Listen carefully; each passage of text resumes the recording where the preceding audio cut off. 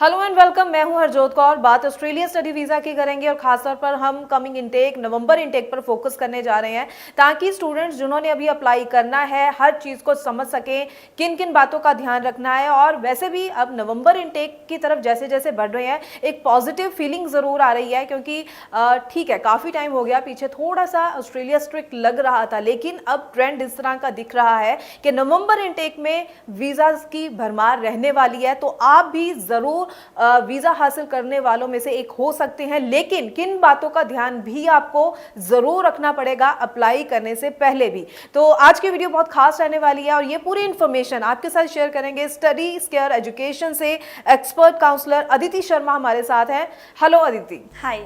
तो अदिति जरूर बताइए, अभी तक स्टूडेंट जो अप्लाई करने के बारे में सोच रहे हैं नवंबर इनटेक के लिए, कब तक अप्लाई कर देना चाहिए? और अगर हम बात करें अलग अलग, जैसे कि कोई आर्ट स्टूडेंट है, कॉमर्स स्टूडेंट है, मेडिकल स्टूडेंट है, किन किन बातों का ध्यान रखकर ही उनको अपना कोर्स सिलेक्शन पर ध्यान देना चाहिए? Thank you ma'am for the question. And आपने बहुत अच्छा क्वेश्चन पूछा जिसके लिए मतलब स्टूडेंट वेट कर रहे हैं कि कोई हमें इस चीज़ के बारे में थोड़ा मतलब डेप्थ में नॉलेज दे। तो मेजरली अगर हम नवंबर इनटेक की बात करें तो this is the right time to apply. ठीक है, जुलाई अगस्त ये जो 2 महीने हैं इसमें अगर बच्चा एप्लीकेशन डाल दे तो वो आराम से नवंबर को इनटेक को गो थ्रू कर सकता है।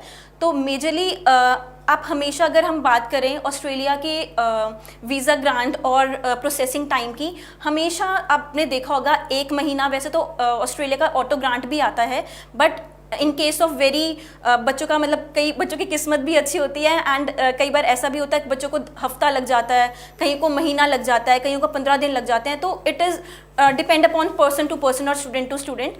ठीक है, तो मेजरली अगर मैं बात करूं डिफरेंट कोर्सेज की तो कैसे कैसे किन किन स्टूडेंट्स को कैसे कैसे कोर्सेज के लिए अप्लाई करना चाहिए। सो मेजरली फर्स्टली मैं बात करूंगी आर्ट स्टूडेंट्स की।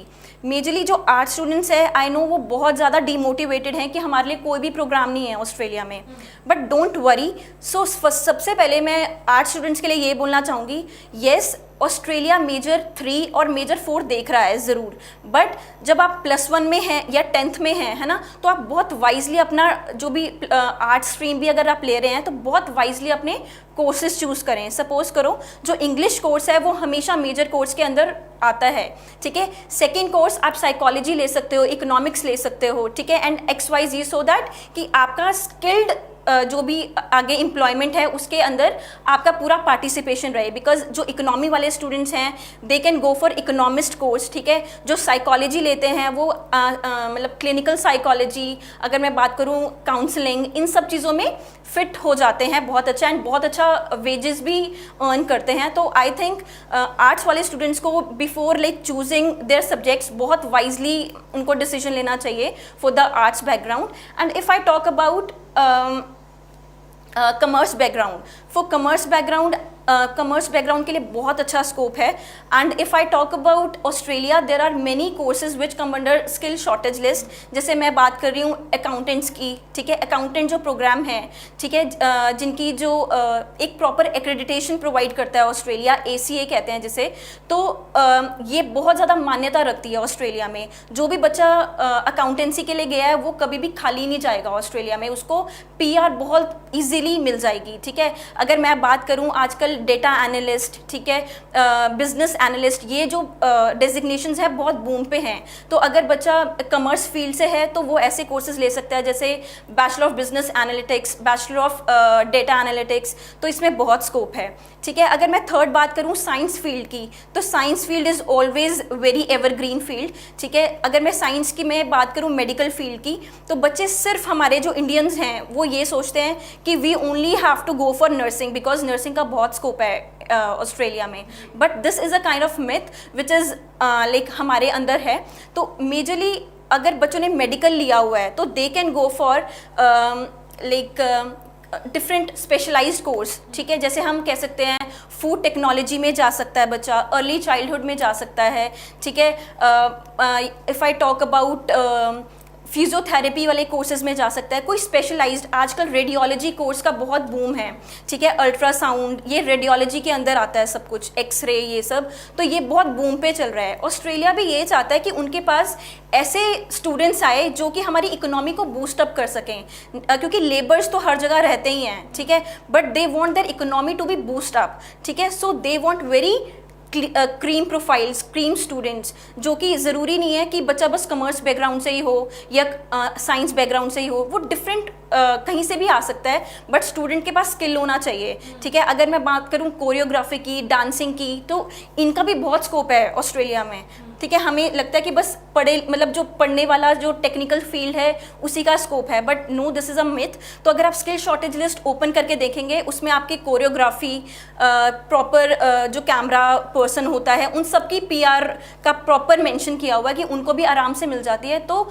जो भी आप कोर्स के लिए जाओ वो स्किल्ड हो, बस वो एक पर्टिकुलर टेक्निकल आपके पास स्किल हो जो कि आप बाद में फ्लॉन्ट कर सकें, या फिर मतलब उसमें अच्छी आप जॉब हासिल कर पाएँ। जी बिल्कुल, तो आपने जाना कि ढेर सारी लिस्ट है, और ये नहीं कि जैसे कुछ हम देखते हैं कि एक ही तरह के कोर्सेज में स्टूडेंट एडमिशन ले रहे हैं लगातार, और एक ही जगह एक ही तरह के कोर्सेज की भीड़ लग रही है, लेकिन जैसे कि बताया है अदिति शर्मा ने कि कितने ढेर सारे अलग अलग जो है रास्ते हैं जहाँ पर आप जा सकते हैं, अच्छे चांसेस आपको मिल सकते हैं। तो इसीलिए हम हमेशा कहते हैं एक अच्छे काउंसलर की पहले तो पहचान कीजिए, वहाँ जाएँ, ताकि वो आपको ढेर सारी ऑप्शन आपकी प्रोफाइल के अकॉर्डिंगली आपको गाइड कर सके।